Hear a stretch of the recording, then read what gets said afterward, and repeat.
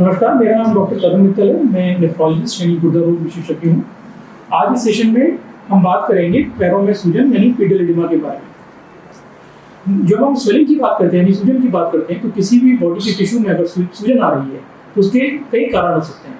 एक कारण ये हो सकता है कि बॉडी में एक्स्ट्रा फ्लूइड जमा हो रहा है। दूसरा, कई बार इन्फ्लेमेशन की वजह से सूजन आ सकती है और इस तरह से कई अन्य कारण हो सकते हैं।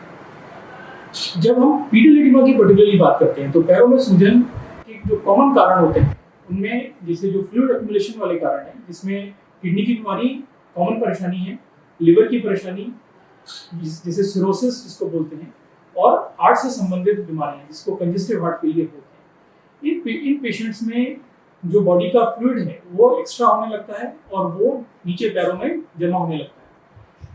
इसके अलावा कई सारे और कारणों से पैरों में सूजन आ सकती है। जो पैरों की नसें हैं उसमें अगर ब्लॉकेज हो रहा है, जैसे कि जिसको वीनस इंसफिशिएंसी बोलते हैं, तो जो पैरों की नसें हैं उसमें वैल्व होते हैं जो ये इंश्योर करते हैं कि पैरों का ब्लड नीचे से ऊपर की तरफ पैरों से हार्ट की तरफ जाए। इन वैल्व्स में अगर कभी खराबी आ जाती है या वो नसें अगर ब्लॉक हो जाती हैं तो इस तरह से पैरों में स्वेलिंग आ सकती है। इसके अलावा और कई सारे कारण हो सकते हैं।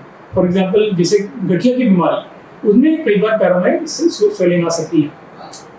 तो अगर किसी पेशेंट को पैरों में स्वेलिंग आ रही है तो उसका असेसमेंट हम कैसे करते हैं? हमें ये देखना पड़ता है कि पैरों में सूजन कितने ड्यूरेशन से स्वेलिंग आ रही है, वो दोनों तरफ बराबर है या एक तरफ ज़्यादा है, कोई दर्द वगैरह तो नहीं है या कोई स्किन पे कोई रैश तो नहीं है।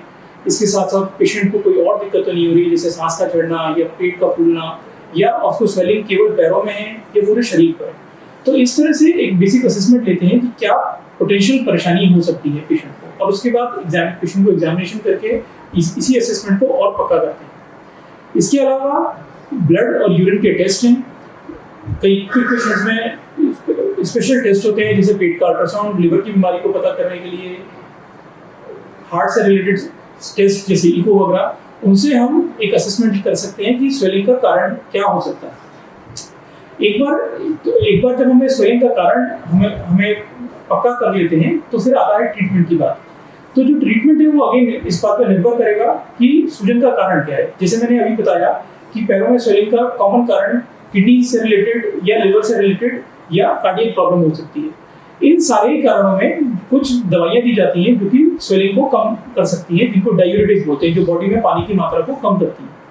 इसके अलावा अगर किसी इंसान को डीवीटी हो रहा है या वीनस इंसफिशिएंसी हो रहा है तो उसके लिए कई बार हमें खून पतला करने की दवाइयां देनी पड़ती हैं या कुछ स्पेसिफिक और ट्रीटमेंट दिए जाते हैं जिससे कि उस वीनस इंसफिशिएंसी को या डीवीटी को हम ठीक कर सकते हैं। गठिया की बीमारी का इलाज अलग तरीके से होता है जिसमें जोड़ों में परेशानी होती है और उसके लिए कुछ दवाइयां अलग से हमें देनी पड़ती है। कई बार प्रोटीन लीकेज से, जैसे यूरिन में अगर प्रोटीन लीकेज हो रहा है या किसी पेशेंट को बहुत malnourishment हो रहा है, वो खा पी नहीं पा रहा है, उसकी बॉडी में उस रीजन से प्रोटीन कम हो रहा है, तभी पैरों में स्वेलिंग आ सकती है। अगेन इसमें जो उसका बेसिक कारण है, जो जैसे अगर प्रोटीन लीक हो रहा है तो उसमें वो किस कारण से लीक हो रहा है उसके अलग अलग टेस्ट होते हैं और उसका पता लगाने के बाद उसका स्पेसिफिक ट्रीटमेंट होता है जिससे कि वो प्रोटीन लीकेज अगर जैसे किडनी से हो रहा है तो वो बंद हो, या कई बार पेशेंट को क्रॉनिक डायरिया होता है, मल एब्जॉर्प्शन होता है और जो हाथों से प्रोटीन लॉस हो रहा होता है खाने के लेटरिन के जरिए, तो उसको हमें रोकने के लिए उसका इवैल्यूएशन करना पड़ता है, उसको ठीक करना पड़ता है। अगर पेशेंट बहुत malnourished है तो उसका न्यूट्रिशन स्टेटस पे ध्यान देना पड़ता है। तो इस तरह से पैरों की स्वेलिंग जनरल पॉपुलेशन के लिए इंपॉर्टेंट है कि पैरों की स्वेलिंग को नजरअंदाज ना करें।